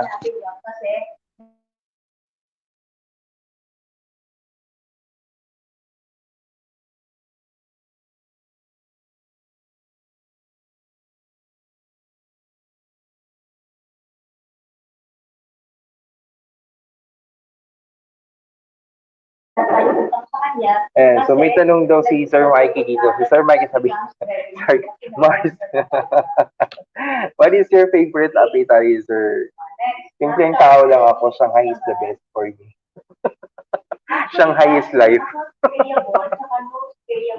Shanghai with Thousand Island blessing. O, diba? Yeah, so far daw, sabi ni Mark, wala daw questions. Baka yung iba mag-arise ng questions, share nyo lang. Yeah. Papunta tayo dun sa ating cash sheet natin. Okay, so share ko lang yung ating window. Yeah, so week 3. Okay, so doon tayo sa pag-open ng activities natin sa week 3 natin. Again, pag yung week, pag midterm, after midterm, may week 4 yan, ha? Pag nilabas nila ang week 4 sa LMS natin, huwag nyo munang papansinin. I mean, huwag nyo muna hindi nyo siya concern. Kasi hindi natin na-topic yun eh. Okay, so dito lang tayo sa kung ano yung meron, yung na-topic lang natin. Yun lang yung focus nyo. Para hindi tawag nito, hindi kayo lagi tatanong sa akin, sir, paano po ba ito, dahil ganito, ganyan. Hindi, huwag ganun. Kung ano yung dinaan natin na topic, yun lang gagawin. And sabi ni Mikey, so what's the most difficult appetizer to prepare? Or do you have any prepare? Ah, in terms of payment is appetizer to prepare, yung may mga gumagamit ka ng cured ham. Kasi you will wait kasi the time frame kung kailan pwedeng magawa yung I mean, from the basic ha. I mean, although napo-purchase naman siya sa market, mga ganyan. Mga ganun. Merong isang kaming appetizer na talagang sobrang nahirapan kami. Yung pagko-complement ng cheese doon sa mismong bases na ginagamit namin. Yung paggamit namin ng garnish doon sa mismong base component namin. Nahirapan kami kasi hindi nagmamatch yung lasa ng cheese kahit yun yung category niya ng soft ripened cheese or mga hard cheese. Hindi talaga siya nagko-complement yung lasa. So, nag-isip talaga kami ng other ingredients to complement the taste, yung magbe-break through dun sa ano. Yun yung ginawa namin no last competition.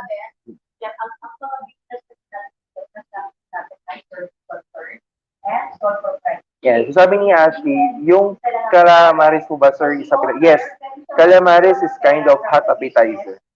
Yes. Sir, nag-PM, hindi pa ako naka-open ng hindi pa ako naka-open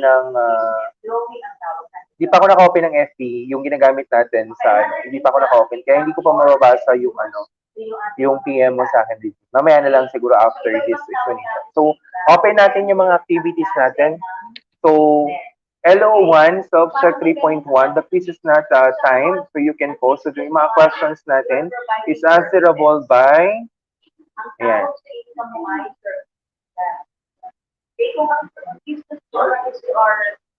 So, item natin. So, today is March 11. So, your deadline will be on March 18. So, next week.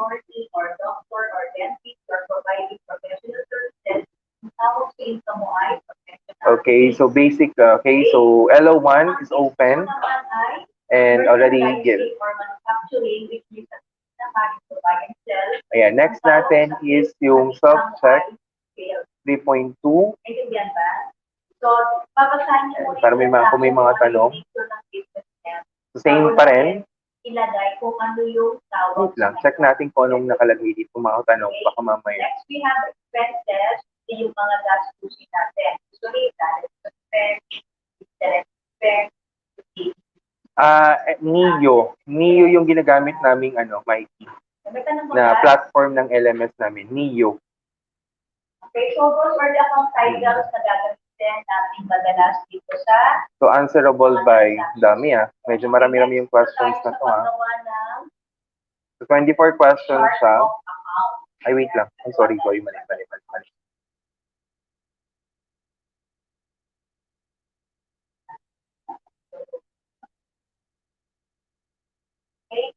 Loading.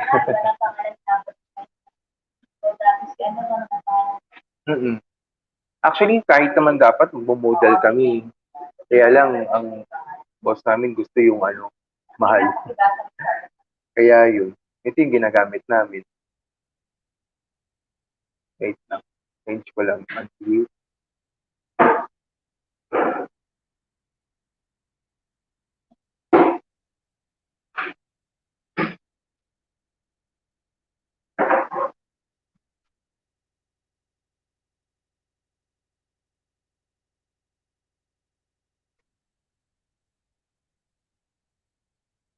Okay, so March 18 ang natin, ang deadline ng self-check 3.2. Okay, another natin self-check 3.3. So quizzes ulit siya. March 18. So apat yung 1, 2, 3 na, tatlo na. Tatlo na yung inopen ko. Okay, tapos... So yung mga account titles na bilasa natin, right, mga cash, account payable, so parang isang kalat-kalat, ginagawa natin sila ng chart of account. It is a list of all your business accounts. Okay? So, ano makikita natin dito sa chart of account? Self-check 3.2. Dami naman natin self-check. Diba, wasa ko na. Okay, punta tayo sa job sheet. So, ito yung task na gagawin nyo na the video.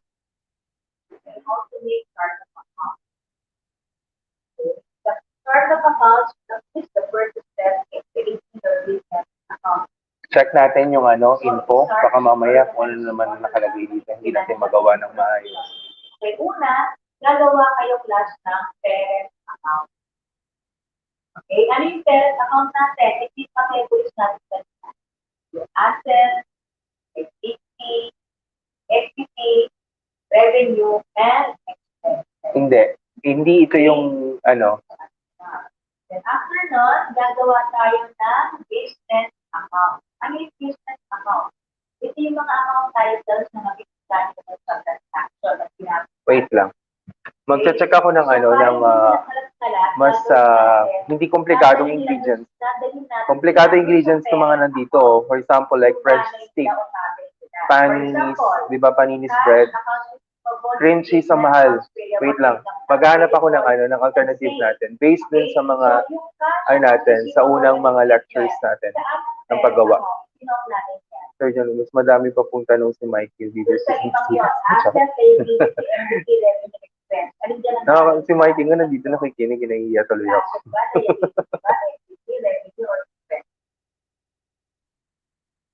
Yes, very good. Nanay ang cash, ang receivable at expense ay asset. Okay? Then, pag nilagay kita sila sa asset, kailangan alam nyo rin yung file ng category. I-edit ko lang yung yung activity ninyo. Okay, ang cash, ano ba siya? Current or non-current?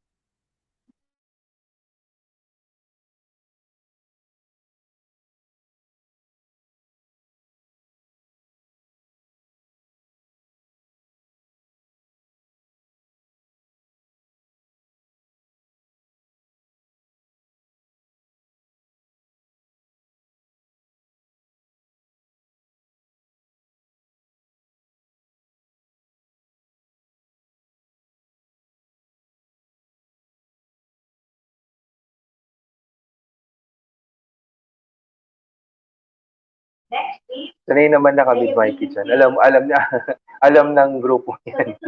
Na matanong talaga ang Mikey. At saka sa mga nanonood ng live streaming ng video. so dito sa 1, 4, 5, 6,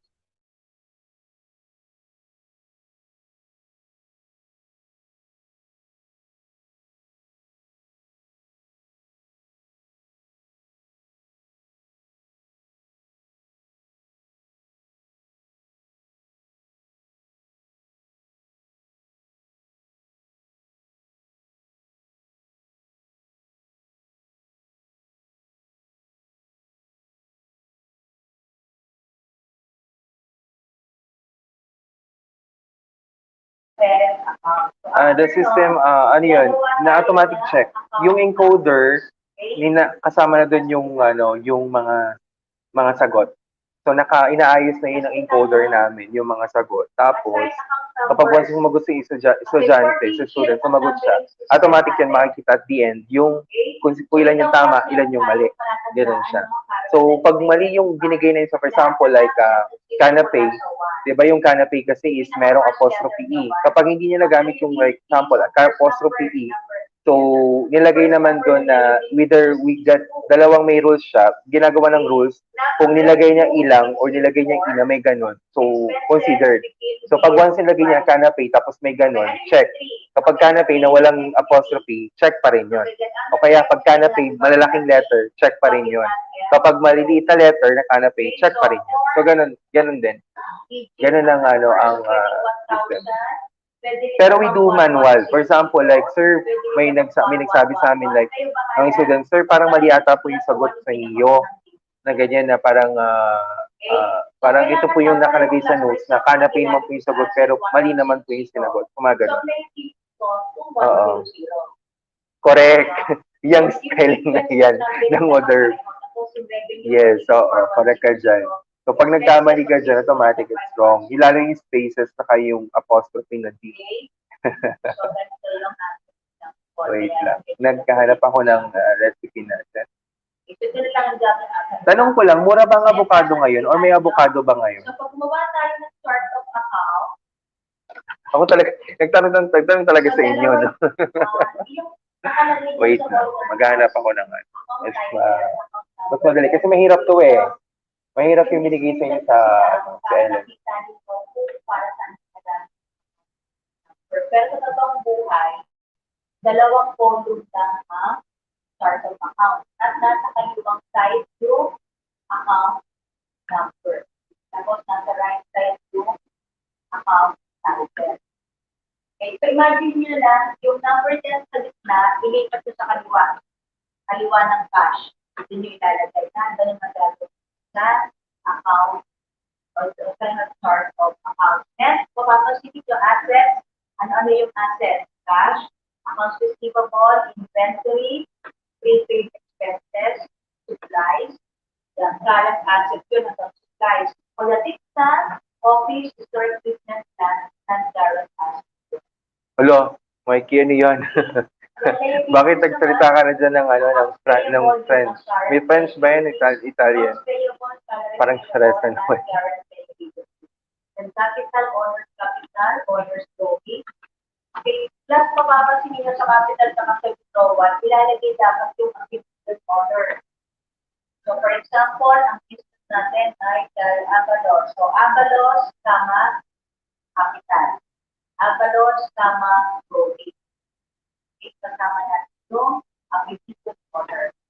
And service revenue, salary expense.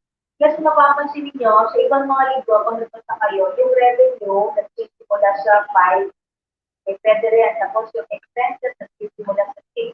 Pero dito, ang gagamitin natin class, sunod-sunod lang yun, yung 1 asset, 2 liability, 3 owner's equity, 4 revenue, 5 expenses. Okay, may tanong? Tanong po? Kung wala na, pupunta. Puntahan natin yung activity doon sa inyo para lang gagawin ito. So, tinignan ko yung mga gawa, pero para gagawin gawa ng plastic. So, marami na mga gawa. Iba na gawa. Kasi given na nga, diba, sabi ko 72,500. Yeah, I found 2. Avocado bacon stuffed eggs and Okay, so good choice. bacon wrap jalapeno poppers.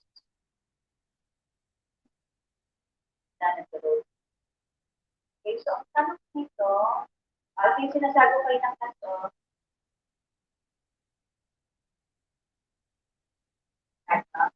so meron dito 1 to 15 multiple choice. For example, account receivable. So, multiple choice yan. Kung pipilian, ano siya? Current accounts receivable, ano kung pipilian? Current assets, non-current assets, tangible assets, tangible assets. Ano tawag ito? Yes, current assets. Yun ang pinaka-best answer natin. Kasi pwede rin ng tangible assets, di ba? Accounts receivable. Pero we're going to select the best answer, which is current assets. Okay? Ayun, so 1 to 15 yan na. Building, current asset, non-current, tangible, or intangible. Wait lang kasi inaayos ko siya. Okay, so ayun, doon na kasi ito yun. May nakasagot na ba siya? May nagpasa na yata dito.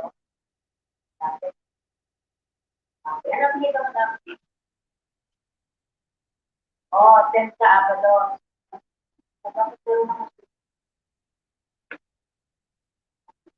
Okay, next, the size activity 1.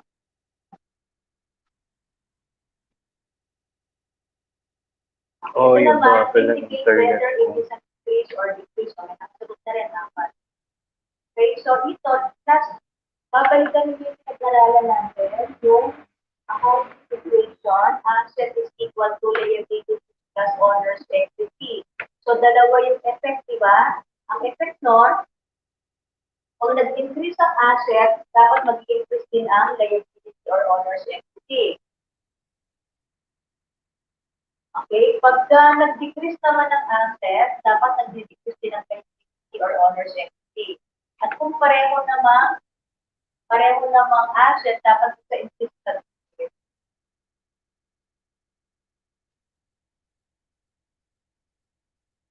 Okay. Okay, so tingnan natin yung nauna. Unang tanong, investment of cash in the business. Anong effect kaya ng cash? Dalawang sagot dyan. Si double entry. Oo. Yes, tama. Nag-increase ang asset. Ano pa yung isang nag-increase natin? Either liability or equity. Ano nag-increase natin? Very good. O, increase yung equity. Anong klase ng equity? Yung capital. Di ba, under doon sa equity plan, andun yung income, yung drawing, revenue, saka expected. So, equity, under the equity yun. Kasi sa asset naman, andun naman yung mga Kaya pala. Hello ko talaga ako kay, kay Mikey. Talaga nandito talaga siya. Nag-stay ka talaga, Mikey, dito, no?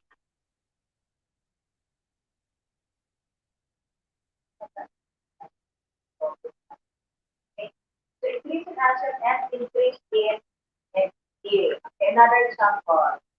Actually, this example sama talaga sa tanong. So, kung mag-increase sa asset, para sa naman. Okay, another question.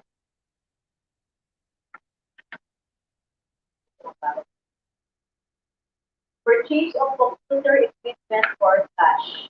Bumili ng computer equipment for cash. Anong effect? Anong nag-increase sa'yo? Anong nagkaroon ka? Okay, increase in asset. Ano din ang asset? Yung computer. Diba? Nagkaroon ng computer. Ano pa? Hindi. Kapag katabi ko, narinig niyo pala. Narinig niyo pala yung sinasabi Ano niyo. nag-increase?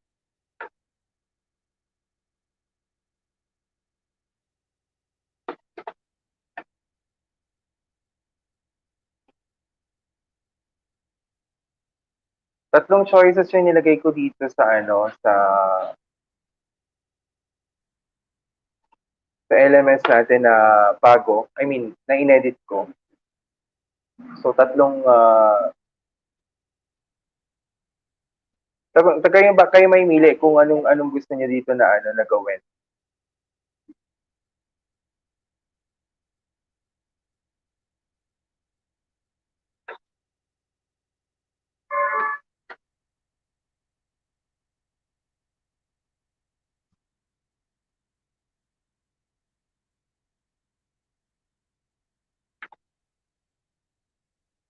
Basta make sure na kapag once pinili niyo yun, napili niyo talaga yung mga ingredients. I mean, nakuha niyo talaga yung mga ingredients.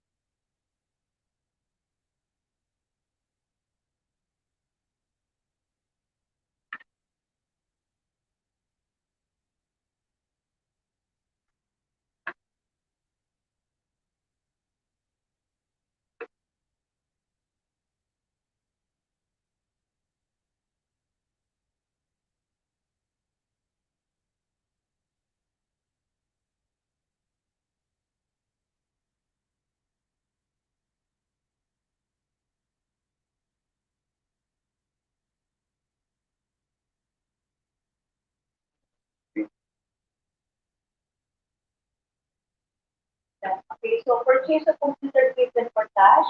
Ano nag-increase? Nag-increase ang asset. Okay, ano ba yung isa? Analyze na, analyze. Sorry. Yes, very good. Kasi nag-increase ang asset, nabawasan ang kanyang cash at pinambayad. Okay, so ganun na, i-analyze nyo lang yung transaction. So hanggang sa transaction. Okay, next. Una tayo sa activity. So, ito yung gagawa na kayo ng short. Ay, stop it.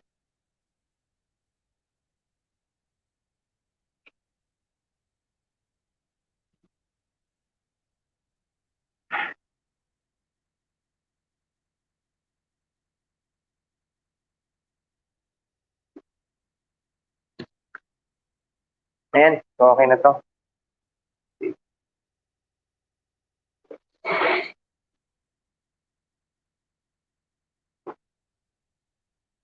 Yes, pwede yun. Pwede yun. Pwede yun, Mikey. May question dito. Sabi niya, is there an option for alternatives? The main point is should be a bread base. So instead of using the bruschetta, they can use a sliced bread, like yung loaf bread. Yan, yung loaf bread, pwede mo siyang gamitin. Pero make sure na naka-toast siya. Or kaya you can use the toasted bread na nabibili din from the market na diretso. Pwede din siyang gamitin. Ayan. So pwede yan, Mike. And sabi, sir, mura lang ha, yung ubusan na ng allowance. Yes, mura lang to. Mura lang naman yung bacon. Ayan. So may mga tatlong choice na nandito. So isang bacon wrap jalapeno, avocado bacon stuffed eggs, para at least may mga choice puro bacon. And egg and bacon canapé. So either your choice kung ano yung gusto nyong gamitin doon na recipe na nakalagay dito. Okay? So ang send nyo lang sa akin again is picture na na-output nyo yan, na nagawa. Kayo mismo ang gumawa. Nakakuha? Okay, so anong picture ang kailangan nyo ditong ibigay sa akin? So, yung mise en place, sige, i-edit ko pa. Ano yung mga kailangan kong picture?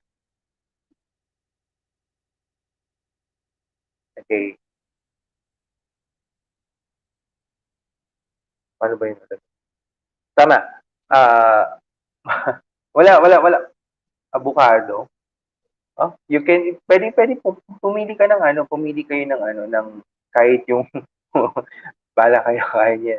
May mga choices naman, hindi naman lang isa. Mm.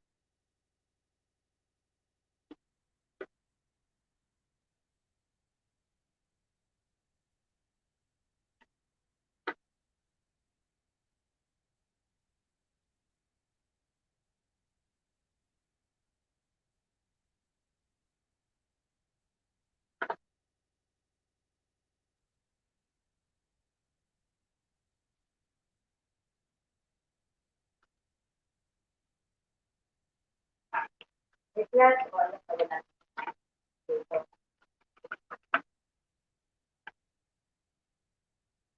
Kasi dito kayo. Nandiyan pa ba kayo? Sabi ko nga, actually, Ay, dito kayo. I was hoping there would be an balance of food. Wala kasi it's online. Hindi naman nila mapapadala at least papadala nila sa akin sa bahay. Ano naman, tikman at mag-reason.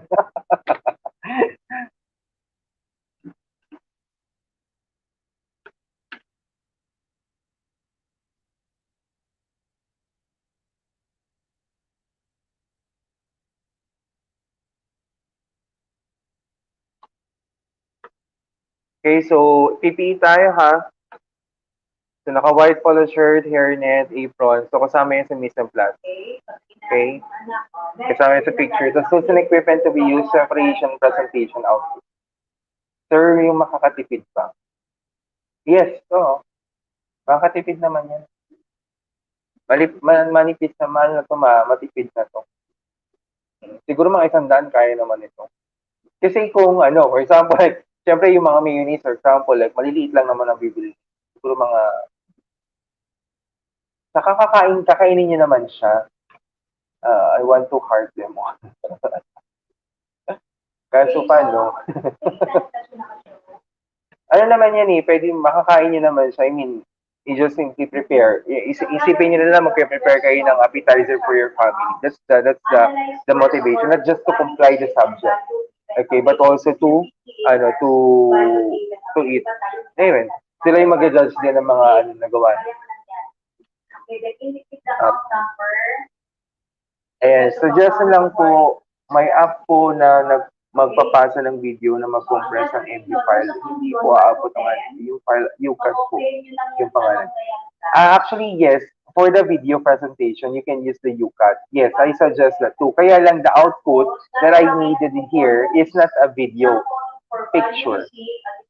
Okay, so picture po ang kailangan ko na ipapasa niyo sa akin. Okay, kasi parang hindi na rin kayo mahirapan for the edit. You just simply click, and then after the photos, then you just upload it here. Okay, so okay na yun. Eh, kayo na bahala kung gusto niyo siyang i-pix art pa or ayusin niyo pa, ganyan. Sasagutin na natin yung first 20 points. Mikey, hindi nila pwedeng gamitin yung Telegram to send the output. It should be posted in the LMS so that the LMS will notify that they already finished their submission. Kaya, nag-dropbox kami dito. Ganun siya. Investment of cash in Oo, I agree. Actually, I use Telegram. May Telegram ka pala. Bakit hindi tayo magkaibigan sa Telegram? Hindi tayo friends sa Telegram. So anyway, so any questions pa, class? It's 2 hours long na tayo dito. Narinig niyo na yung iba pa mga aktibidades dito sa aktibidades. Ayan. So, any questions pa, class? Sige, antayin ko yung mga questions. Habang nag-aantay ako ng questions. Sige na.